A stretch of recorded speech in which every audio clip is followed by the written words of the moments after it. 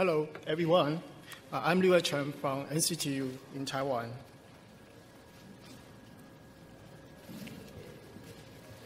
So I'm glad to present pull-ups, enhancing suspension activities with body skill, kinesthetic force feedbacks for VR. Let's see how pull-ups works to enhance the kitesurfing experience here.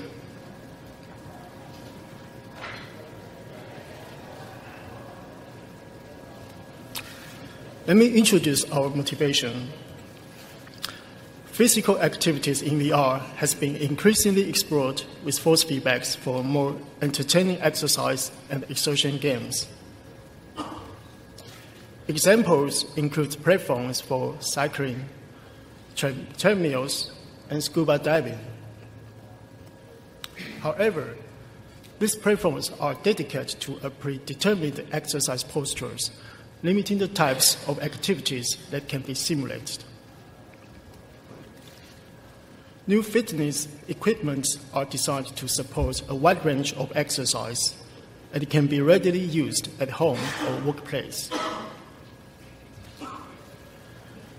We are particularly interested in an indoor kit, which is called the Total Resistance Exercise, or TRX, for its suspension mechanisms allows to suggest various body postures. Moreover, it involves upper body exertions, which was rarely explored in previous research. Pull-ups can suggest different exercise in which users perceive kinesthetic force feedbacks within owned exertions during the interactions. Here comes the related works. Cable-driven haptic interfaces have been exploited for simulated force feedbacks on finger and feet. They can render 3D force feedbacks to guide the feet motions, for example.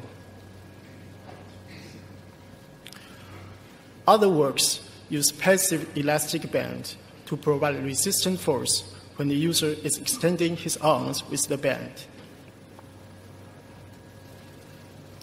On the other hand, suspension systems have the advantage of generating vertical body motions that has been applied to simulate aerial and water activities. In a special case, suspension system can also be temporarily enabled by a group of non-VR users. Pull-ups is modified from a suspension kit designed to maximize the range of exercise styles and enable users to perceive the kinesthetic force feedbacks while pulling their hands. Now I will introduce the implementation. Typically, suspension kits contains two handled straps that hook up to the ceiling. We replace the straps with air muscles for active force feedbacks. Air muscle can produce linear motions when inflected. The geometry of the mesh translates the expansion into linear contractions. The air muscle we used can only suggest 5 centimeters distance on full contractions.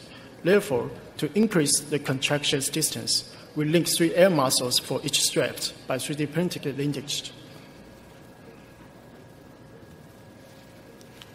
As a result, pull-ups can actuate the user's body up to 15 centimeters by pulling the user's hand. Also, to measure the user's weight on the straps in real time, we attach a load sensors for each strap.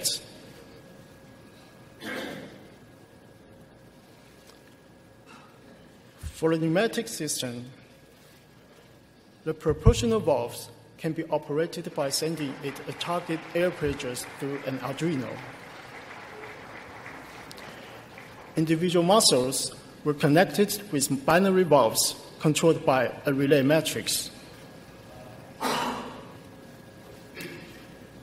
Each strap has 3 air muscles connected to the same proportional valve. With these setups, we can control the deflection and inflection of each strap individually. When interacting with pull-ups, users suspend their weight with the support of the hand grips while keeping their feet on the ground. With the implementation, we can produce body motion up to 15 centimeters, which we refer to as the active kinesthetic force feedback. We aim for a scale of force to produce target motions on any given load. To collect the air pressure to distance profile, we selected 4 different loads and evenly sampled 16 displacements from 0 to 700 kPa. Using the displacement data, we fitted each profile with a quartic equation. To determine the air pressures needed for a given load to produce a given displacement, we first found the 2 nearest profiles. Then we can calculate the value by interpolating the corresponding air pressures required for the motion. Pull-ups can enhance haptic interactions with temporal patterns. In symmetric force feedback, the 2 straps are actuated simultaneously. Here we provide 3 feedback designs. An impulse feedback is made by pulling up and setting down the user in sequence. A pull-up feedback moves the user in the pulling directions and keeps the user at the end position until the force is released.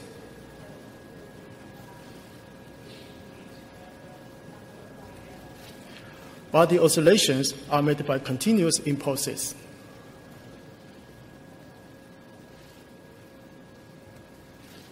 Furthermore, the left and the right straps can produce contractions differently to produce asymmetric body motions. For example, tail impulse only pulls the user on one side. The tail lift pulls the user on one side and keeps the users at the end positions until releasing.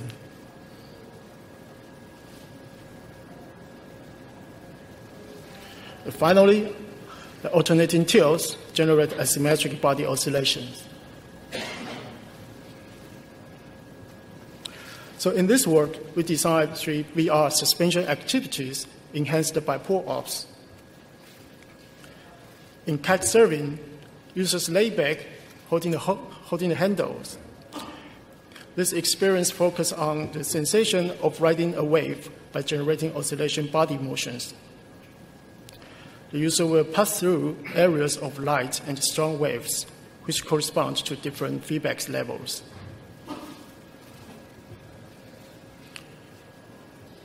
To assist the user to find the handles after putting on the HMD, we designed the grasp gestures. In these gestures, grasping the handles, the user will automatically dive into VR, and releasing the handles, he will return to the real world. In the paragliding, the user lay back in a squatting posture and rides the paraglider to a landing zone. When passing through an updraft, we generate an alternating tilt for simulating the paraglider ascending to a higher positions. On landing, we simulate the impact of hitting the ground.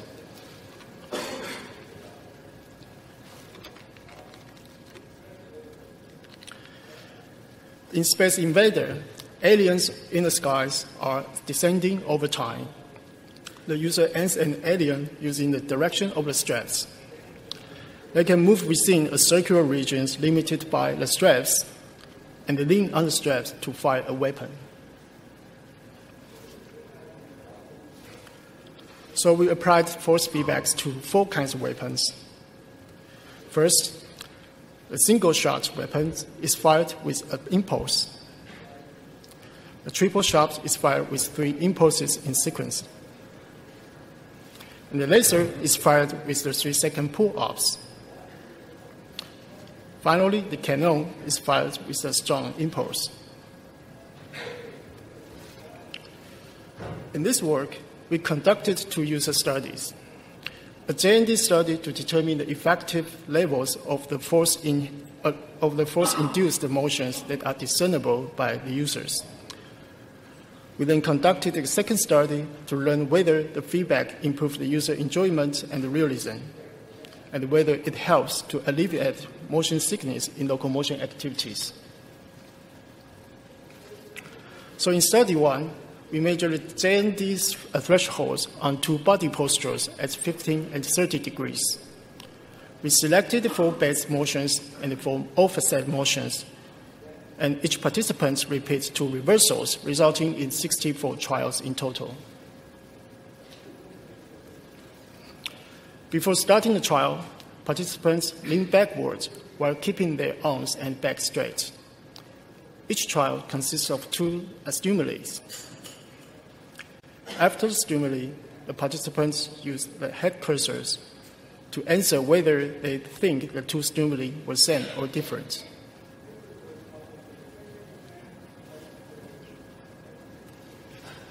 According to the result of discernible percentage, the data in both 15 and 30 degrees conditions conforms to Weber's law. Here, we choose the Weber constant 2 to decide feedback levels that we can guarantee 95% of the people can distinguish the 2 stimuli apart. We determined a light set and a strong set of feedbacks as indicated as blue in the slides.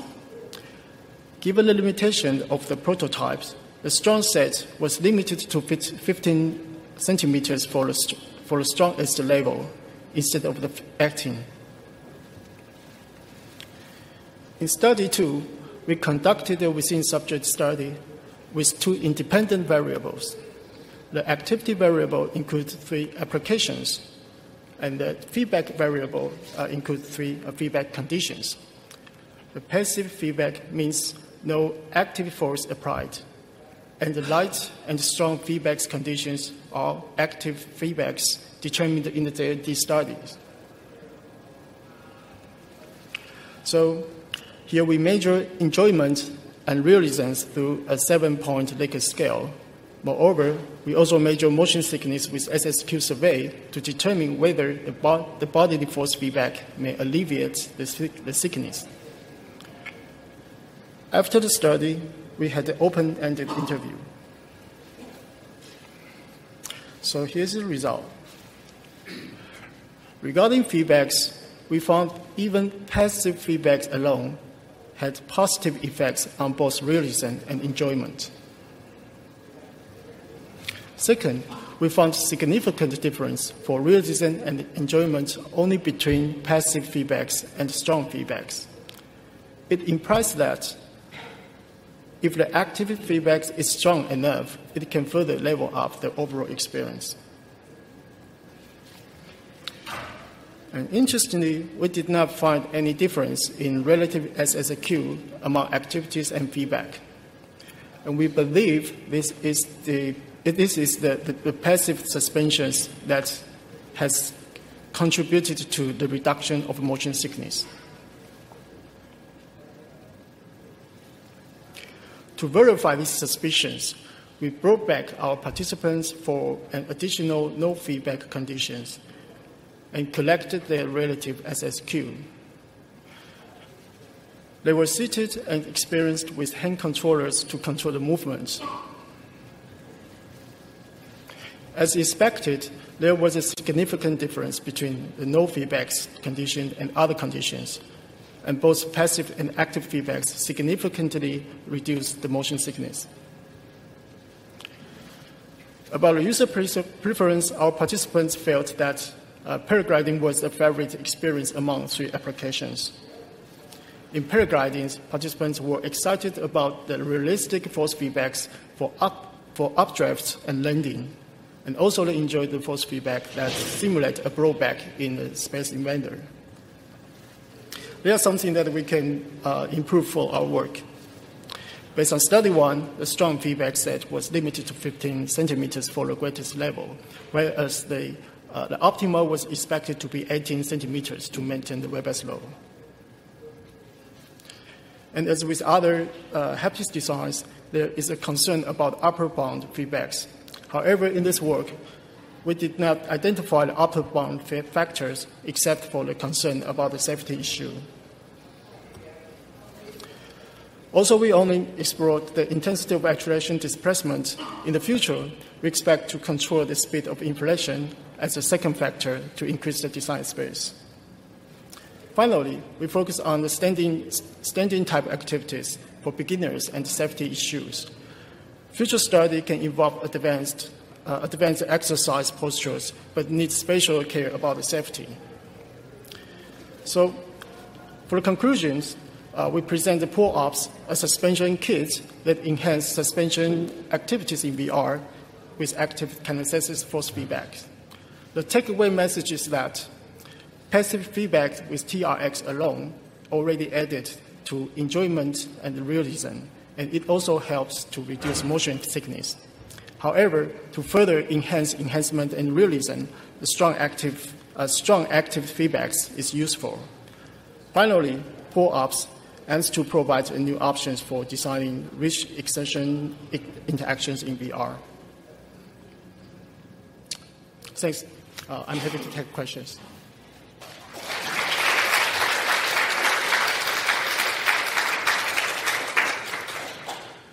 Questions for Liwei? Please raise your hand. State your name and affiliation. We got someone at the front here.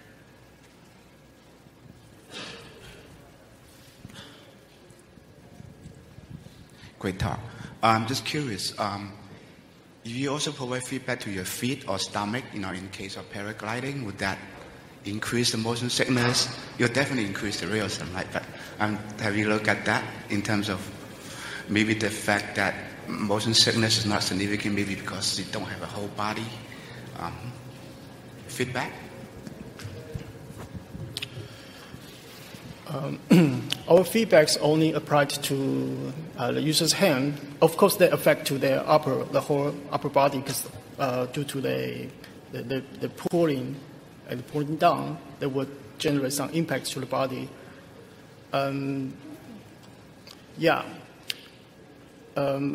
Actually, in our study, we found that even you don't provide active force feedbacks, that suspension passive feedback already quite helpful to reduce the motion sickness. So even with the active, it will have more on that. Yeah, so is there anything that in terms of reduction of VR sickness, you're only indirectly applying any motion to the head because the head is being moved as the rest of the body moves. Have you thought about trying to make the application of force to the head be more direct in that more supporting the head, for example, with the TRX straps for certain kinds of activities like skiing or things like that where your head really would be moved around a lot more? Yeah. I think there's a very good suggestions. Yeah, we'll think about that. Thank you. Hi, I'm Nana from UIST. I was wondering if you have tried adding force or vibration feedback under the feet, because I think that can make a more realistic simulation. Yeah, sure. That's very interesting directions. In fact, we are now looking into, for currently our pull-ups only applied the force to the use of the upper body through their both hands. And we're thinking also using these air muscles to actually users' feet up a little bit. Probably maybe adding the air muscles on the bottom of the shoes. When it pops up, it will pull the user's body up. So both of them can work together to create a better total experience. Thanks. Got time for one last question? If not, in your future work, you talked about continuous movement. Is that something where you'll have to completely redesign the mechanism, or could you do something like pulse width modulation to get a pseudo-continuous, like continuous force? So right now it's sort of a binary impulse But in future, you were talking about a ramp or a smoother application of force or contraction. Does that require a total redesign, or is that something with a small modification to your system you could do? Yeah, we haven't think about that through. But yeah, I would guess, yeah, it could just based on our current systems, because the proportional valve, we could kind of dynamically adjust its levels to kind of adjust the acceleration of the pulling. So they could possibly allows us to enrich the experience for even the continuous feedbacks. Great. All right, let's thank Liwei once again.